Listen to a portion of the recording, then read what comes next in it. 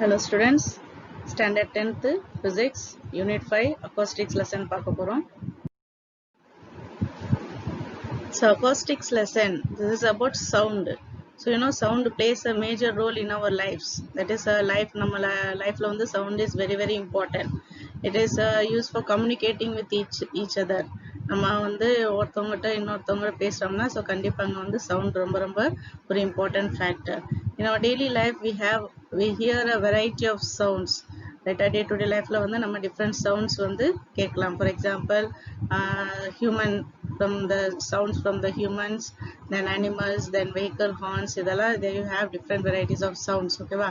Then so therefore it is very important to know how sound is produced, how sound is propagated, and how do you hear the sound from these various sources. So இந்த மாதிரி different questions வந்து நம்மளுக்கு understand பண்றது it's a very important one.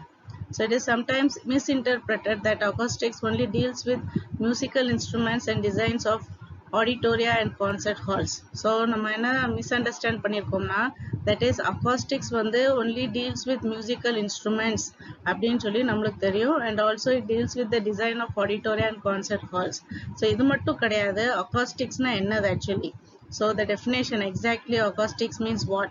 So acoustics is a branch of physics. Acoustics வந்து it is a branch of physics that deals with the production, transmission, reception, control and effects of sound.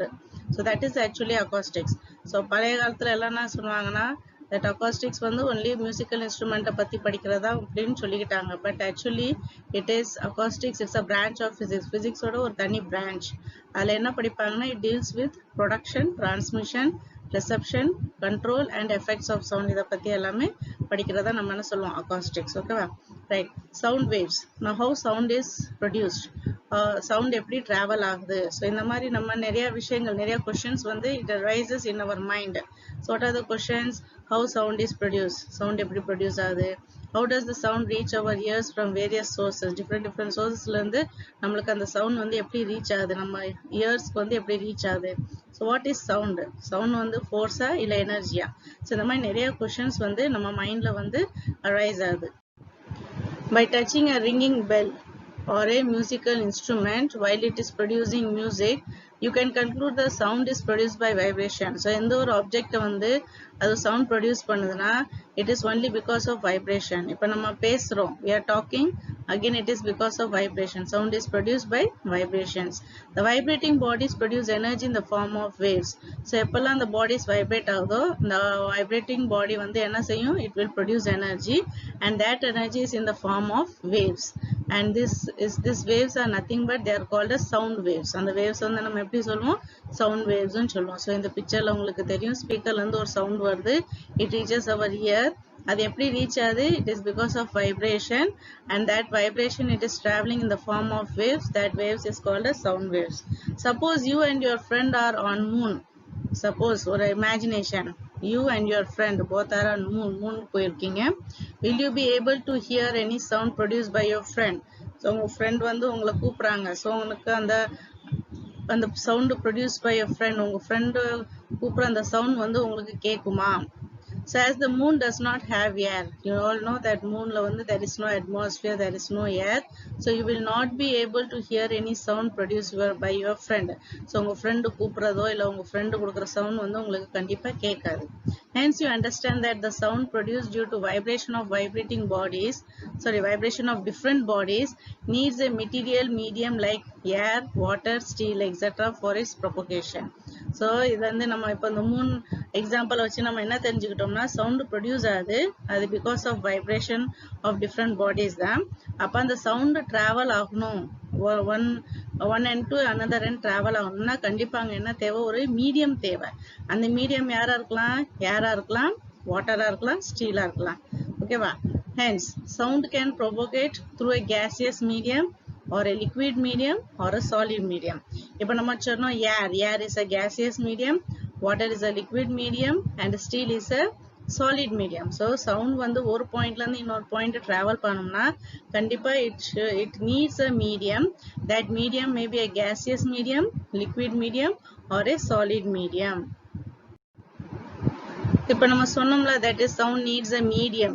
ஓகேவா? So அதுக்கு வந்து ஒரு activity கொடுத்துருப்பாங்க. So let us see what is that activity. Take a squeezy toy or a old mobile phone. ஒரு டாய், squeezy டாய்னா அந்த டாயை வந்து press பண்ணோம்னா sound வரும். சின்ன பிள்ளைங்களுக்கு வந்து கொடுத்துருப்பாங்க.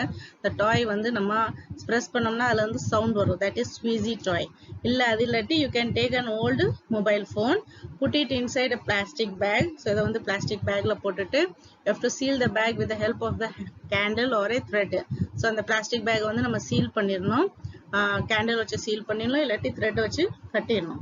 இப்போ இந்த செல்போனு வித் பிளாஸ்டிக் பேக் கட்டி வச்சிருக்கோம்ல, இதை வந்து you have to put it in a bucket. So அந்த பக்கெட்டை வந்து ஃபர்ஸ்ட் நம்ம என்ன செய்யறோம், you have to fill the bucket with the water. ஓகேவா? பக்கெட்டை வந்து நம்ம என்ன செய்யறோம், வாட்டர்ல ஃபில் பண்ணிட்டு and you have to place the bag in the water bucket. அந்த பேக் நம்ம சீல் பண்ணிருக்கோம்ல, அதை வந்து அந்த பக்கெட்டுக்குள்ள போட்டுறணும், தண்ணிக்குள்ள போட்டுறணும். and squeeze the toy or ring the mobile. So அந்த டாயை வந்து நீங்க ஸ்குவீஸ் பண்ணணும், இல்லாட்டி மொபைலை ரிங் பண்ணணும். அப்படி ரிங் பண்ண மொபைல் ரிங் பண்ணோன்னா you will hear a low sound. உங்களுக்கு சவுண்ட் வந்து ரொம்ப கம்மியாக கேட்கும். Now place your ear against the side of the bucket. வெளியில பக்கெட் ஓரமா உங்களோட காது வச்சுக்கணும். And then again you have to ring the mobile. You will hear a louder sound. So first தண்ணிக்குள்ள இருக்க போகும்போது மொபைலோட சவுண்ட் வந்து it was a low sound. Now when you are keeping your ear against the side of the bucket sideல நம்ம okay போகும்போது you get a louder sound. ஓகேவா? சரி, next the sound waves. நம்ம சொன்னோம்ல waves, sound travels in the form of waves. That what is the type of wave? So பொதுவா சொன்னீங்கன்னா waves there are two types, longitudinal wave and transverse wave. So அதுல வந்து இப்ப நம்ம பார்க்க போறது வந்து longitudinal waves. ஓகேவா? What are longitudinal waves? So sound waves are longitudinal waves that can travel through any medium. And any medium யாரா இருக்கலாம், solid இருக்கலாம், liquid இருக்கலாம், gas இருக்கலாம், with a speed that depends on the properties of the medium. As sound travels through the medium, sound வந்து travel பண்ணுது, it is traveling through a medium. The particles of the medium vibrate along the direction of the propagation of wave. So ஒரு important point என்னன்னா, sound வந்து travel பண்ண போகும்போது அந்த medium எந்த மீடியம்ல travel பண்ணுதோ அந்த மீடியம்ல இருக்க particles, the particles of the medium, அவங்க வந்து particles என்ன செய்யும், they begin to vibrate பண்ண ஆரம்பிக்கும். எந்த டைரக்ஷன்ல வைப்ரேட் பண்ணும், along the direction of propagation of wave. எந்த டைரக்ஷன்ல வேவ் propagate பண்ணுதோ, propagation means traveling, propagateனா என்னது, travel. so எந்த டைரக்ஷன்ல வேவ் propagate பண்ணுதோ அதே டைரக்ஷன்ல the particles of the medium will also propagate or vibrate, right? And this type of wave is said to be longitudinal wave. சரி, அடுத்து பார்ப்போம். This displacement involves the longitudinal displacement of the individual molecules from their mean position. So this results in a series of high and low pressure region called compression and rarefaction. So இப்போ நான் சொன்ன ஒரு மீடியம்ல வந்து sound travel ஆகுது. Sound எந்த டைரக்ஷன்ல travel ஆகுதோ அதே டைரக்ஷன்ல வந்து the particles of the medium they begin to vibrate. Okay, so அப்படி vibrate பண்ண போகும்போது there is a displacement. The displacement involves the longitudinal displacements of the individual molecules. ஒவ்வொரு individual moleculesல வந்து அங்க longitudinal displacement நடக்கும் about their mean position. mean positionல இருந்து அவங்க வந்து displacement போய்கிட்டே இருக்கும். அப்படி displacement ஆக போகும்போது there is a series of high and low pressure. அடுத்தடுத்து என்ன ஆயிரும், series of high pressure and low pressure, high pressure low pressure இந்த மாதிரி மாறி மாறி வரும். So you get a series. So அந்த high pressure நம்ம என்ன சொல்றோம், high pressure is called as compressions and the low pressure region is called as rarefaction. So you can see in the pictureல பாத்தீங்கன்னா ஒரு ஸ்ப்ரிங், ஒரு வேவ் கொடுத்திருப்பாங்க. ஓகேவா? Right, இதே வந்து நம்ம ஸ்ப்ரிங்கை இமேஜின் பண்ணலாம். ஸ்ப்ரிங்கை வந்து நம்ம வந்து ரெண்டு சைடுல அழுத்திட்டோம்னா இந்த ஸ்ப்ரிங் என்ன ஆயிரும், ரொம்ப நெருக்கமா இருக்கும். So that is high region, high pressure region. That high pressure region is called as compression. இதே ஸ்ப்ரிங்கை வந்து ரெண்டு சைடுல நம்ம இழுத்து விட்டுட்டோம், ரெண்டு சைடுல நம்ம என்ன சொல்றோம், ஸ்ப்ரிங்கை வந்து stretching it on both sides. அப்ப stretch பண்ண போகும்போது you get a low pressure region. That low pressure region is called as rarefaction. அத உங்களுக்கு அந்த டயகிராம்ல கொடுத்திருப்பாங்க. டயகிராம்ல வந்து longitudinal wave காமிச்சிருக்காங்க. longitudinal wave வந்து ஒரு இடத்துல வந்து ரொம்ப நெருக்கமா இருக்கு, ரொம்ப பக்கத்துல இருக்கு. அந்த நெருக்கமான ரீஜன் அத என்ன சொல்றோம், high pressure region, compression. Blue கலர்ல பிரிண்ட் பண்ணிருப்பாங்க. தென் ஒரு ரீஜன் வந்து தேர் ஃபார் அவே, ரொம்ப விரிவா இருக்கும், பக்கத்துல இல்லாம there at very very distance, long distance சொல்லுவாங்க. So there at distances that is called as low pressure region and that is what is called rarefaction. Pink கலர்ல கொடுத்துருப்பாங்க. So next topic is categories of sound waves based on their frequencies. So frequency based பண்ணி நம்ம sound waves வந்து different typesல categorize பண்ணிருக்காங்க. So you have three types. One on the audible sound, then infrasonic sound and ultrasonic sound. So human beings நம்ம வந்து ஒரு அளவுக்கு தான் நம்மளால sound கேட்க முடியும். ரொம்ப அதிகமான frequency sound நம்மளால you cannot bear it. நம்மளால தாங்க முடியாது. அதே மாதிரி ரொம்ப ரொம்ப கம்மியான frequency உள்ள sound வந்து நம்மளுக்கு கேட்காது. So எந்த regionல நம்மளால ஈஸியா கேட்க முடியுமோ that is what is called as the audible sound. So what is an audible sound கேட்டோம்னா என்ன சொல்வீங்க? These are the sound waves with a frequency ranging between 20 Hz and 20,000 Hz.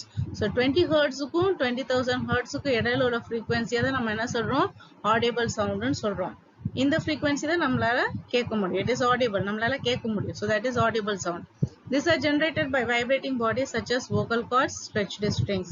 So these are the examples. Vocal cords, stretched strings. They are example for audible sound. Infrasonic sound waves. Infrasonic waves na infra na less, kammiyanadu. So these are the sound waves with the frequency below 20 Hz. 20 Hz க்கு கம்மியான உள்ள frequency உள்ள sound waves அதான் நம்ம என்ன சொல்றோம்? Infrasonic waves ன்னு சொல்றோம். They cannot be heard by the human ear. நம்மளால அந்த sound வந்து கேட்க முடியாது. For example, waves produced during earthquakes, ocean waves, sound produced by whales. So these are the examples for infrasonic waves. Next, ultrasonic waves. Ultra na greater. Okay, so these are the sound waves with frequencies greater than 20 kilohertz. 20 kilohertz, 20,000 kilo na enna sollalam, 20,000 kuda sollalam. So the frequency is greater than 20 kilohertz. அந்த மாதிரி sound தான் நம்ம என்ன சொல்றோம்? Ultrasonic sound சொல்றோம். So human ear cannot detect these waves. Human ear நம்மளால இந்த மாதிரி waves நம்மளால detect பண்ண முடியாது. But certain creatures like mosquitoes, dogs, bats, dolphins, they can detect these waves. So இந்த மாதிரி waves வந்து அவங்க இந்த mosquitoes, dogs இவங்களால கண்டுபிடிக்க முடியும். Then waves produced by bats. Bats produce பண்ற waves is also ultrasonic waves. So these are the examples for ultrasonic waves. The difference between the sound and light waves. So இங்க வந்து difference கொடுத்திருக்காங்க. Sound waves க்கும் light waves க்கு difference கொடுத்திருக்காங்க. என்னன்னு பார்ப்போம். So sound waves, as I said before, it requires a medium for propagation, whereas light க்கு வந்து it does not need any medium. ஓகேவா? light க்கு வந்து எந்த medium தேவைப்படாது. It can travel through vacuum also. Sound waves are longitudinal waves, whereas light waves are transverse waves. Wavelength பாத்தீங்கன்னா sound waves க்கு wavelength வந்து it is 1.65 centimeter to 1.65 meter, whereas the wavelength for light waves, it ranges from 4 into 10 to the power of minus 7 meter to 7 into 10 to the power of minus 7 meter. And then speed of sound oda speed எவ்வளவுன்னு தெரியுமா? 340 meter per second at NTP. NTP na normal temperature and pressure. Likewise light waves oda speed உங்களுக்கு தெரியும். So speed of light எவ்வளவு? 3 into 10 to the power of 8 meter per second. So that was the difference between sound and light waves. Next we come to 2 to 3 definitions பார்க்க போறோம். So we start from velocity. Okay va? So when you talk about velocity, velocity associated with any wave, அப்படி wave வச்சு நம்ம சொன்னோம்னா velocity you can categorize into two velocities. ரெண்டு type of velocity இருக்கு. ஒன்னு வந்து particle velocity, இன்னொன்னு வந்து wave velocity. What is particle velocity? So the velocity with which the particle of the medium vibrates in order to transfer the energy in the form of a wave is called the particle velocity. So our medium la வந்து sound waves travel ஆகுதுனா அப்ப அந்த mediumல உள்ள இருக்க particles வந்து vibrate ஆகும். அப்புறம் vibrate பண்ண போகும்போது என்ன செய்யும்? That it will transfer the energy in the form of waves. So that velocity of that particle is said to be particle velocity. Okay va? Next, wave velocity. The velocity with which the wave travels through the medium is called as wave velocity. So the wave வந்து எந்த velocity ல போதோ that is called as wave velocity சொல்றோம். But in other words, வேற மாதிரி எப்படி சொல்லலாம்? The distance traveled by a sound wave in unit time is called as the velocity of a sound wave. Okay va? நம்ம already படிச்சிருக்கோம். Velocity equal to distance by time. அதே மாதிரி தான் இங்கே கொடுத்திருப்பாங்க. The distance traveled by a sound wave in unit time is called as the velocity of sound wave. So from that you have the formula velocity equal to distance by time taken. Velocity என்னது? Velocity equal to distance divided by time taken. So இதுல இருந்து நம்ம இன்னொரு formula, ஒரு important formula which is used for solving the problem also. So the problem அது என்ன formula ன்னு பார்ப்போம். So இப்போ velocity equal distance by time கொடுத்திருக்கேனா அதுல வந்து ஒரு small change பண்ண போறேன். So when ஒரு wave travel ஆகுது, right? ஒரு wave travel ஆக போகும்போது so the distance travel by one wave. ஒரு wave travel ஆகுது, so travel ஆக போகும்போது அது வந்து ஒரு particular distance cover பண்ணும். That distance is said to be one wavelength. So distanceக்கு பதிலா என்ன சொல்லலாம்? One wavelength. Bracketல கொடுத்திருக்காங்க lambda. Y வந்து தலையில போட்டுற மாதிரி இருக்கும். So that is what is called lambda. And the time taken for their propagation is one time period. So time அது எவ்வளோ time எடுக்குது? அந்த ஒரு wave ஒரு distance travel பண்றதுக்கு ஒரு particular time எடுத்துக்கும். That time is taken as one time period. Bracketல capital T கொடுத்திருப்பாங்க. Then the expression for velocity will be written as. So velocity formula நம்ம ஏற்கனவே சொன்னோம். Velocity equal to distance by time taken. இப்போ இதே formula வந்து நான் modify பண்ண போறேன். ஒரு waveக்கு distance நம்ம என்ன சொல்லலாம்? Distanceக்கு பதிலா என்ன போடலாம்? Wave length போடலாம் lambda. So lambda போட்டாச்சு. Then time taken பதிலா என்ன போடுறோம்? Time period capital T. So therefore the formula V is equal to lambda by T. So the formula எப்படி வந்துச்சுன்னு தெரியுதா? Velocity பதிலா V போடுறோம், distance பதிலா wavelength lambda போடுறோம், and time taken பதிலா one time period capital T போட்டுட்டோம். சரி, அடுத்து அந்த 1 by T வந்து நான் தனியா செப்பரேட் பண்ண போறேன். So 1 by T is nothing but it is frequency n. ஓகேவா? So பாப்போம் அடுத்து. Therefore the velocity can be defined as distance traveled per second by a sound wave. So இந்த formula V equal to lambda by T இருக்குல்ல, so அதை வச்சு நம்ம இன்னொரு velocity ஓட definition சொல்ல போறோம். So velocity can be defined as distance traveled per second by a sound wave. Now I said frequency, and the 1 by T வந்து தனியா பிரிக்க போறோம். So 1 by T is nothing but frequency n. So therefore the above equation V equal to lambda by T சொன்னோமா, அப்ப அதுல 1 by T பிரிச்சிட்டோம்னா அந்த 1 by T பதிலா என்ன போட்டுருவேன்? n போட்டுருவேன். So therefore you get V is equal to n lambda.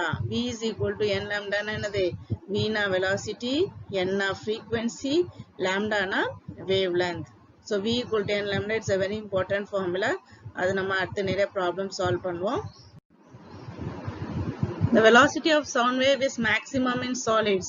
So நம்மட்ட 3 medium இருக்கு, solid, liquid, gas. அப்ப 3 mediasல பாத்தீங்கன்னா solidsல தான் soundோட velocity வந்து it is maximum அப்படின்னு சொல்றோம். Why it is maximum? Because solids they are more elastic in nature than liquids and gases. So solidsல வந்து அந்த elastic தன்மை வந்து ரொம்ப ஜாஸ்தியா இருக்கும். So gases are least elastic in nature. Right? Solids பத்தி சொன்னா they are more elastic. அதே மாதிரி gases சொன்னோம்னா they are least elastic. அவங்களோட elastic தன்மை ரொம்ப கம்மியா இருக்கும். Therefore the velocity of sound is least in the gaseous medium. So you have the final relation Vs greater than Vl greater than Vg. Meaning what? Velocity of sound in solids is greater than velocity of sound in liquids is greater than velocity of sound in gases. Thank you.